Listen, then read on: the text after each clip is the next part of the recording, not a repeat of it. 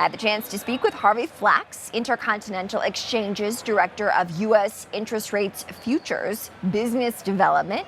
And here's what he had to say about what the data is indicating as to how the Fed will move forward with rates on Thursday. The Fed will move 25 basis points or cut rates 25 basis points tomorrow. There's a 98% chance of that, reducing their Fed funds rate from where it is now to 4.5 to 4.75%. And what does the dot plot that the Fed releases indicate in terms of how many Fed cuts we might see in the future? So basically the Fed polls its board of governors and its regional bank presidents for their views on where the federal funds rate is going to be over the next 2.5 years. Those views are basically put onto a graph as dots, and hence the name. So those dot plots are released on a calendar quarterly basis in conjunction with the Fed meetings. And the September meeting indicated that the rates would fall 100 basis points this year, 100 basis points next year, and an additional 50 basis points in 2026, ending with a target rate of 2.75 to 3%. I want to hear more from your perspective and what you do at Intercontinental Exchange about the expected pace and depth of these cuts and what it means for our viewers. So, coming out of that Fed meeting in September, the Fed basically surprised the market. They cut rates 50 basis points, leaving another 50 basis points based on their dot plot for the rest of this year. Initially, back in September and going into October, the market was pricing in a slightly more aggressive Fed.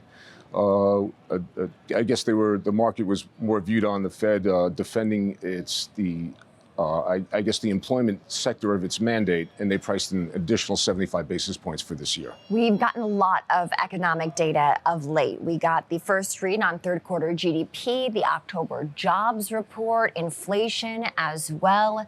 Have these economic data points impacted expectations at all? It's been an interesting couple of weeks, Kristen. The market, as you indicated, received, since the September meeting, additional employment and inflation reports.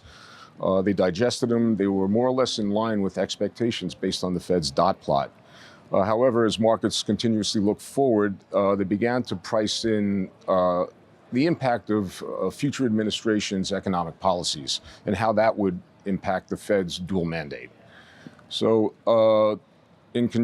as far as the rest of this year goes, the market continues to price in a 25 basis point cut for tomorrow and a 25 basis cut for December.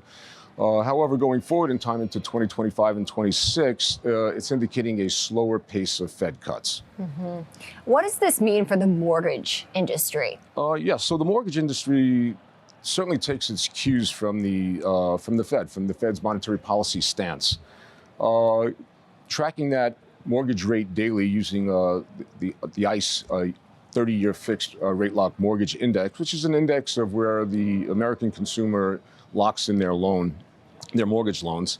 That index basically started pricing in a mortgage market movement as early as last July.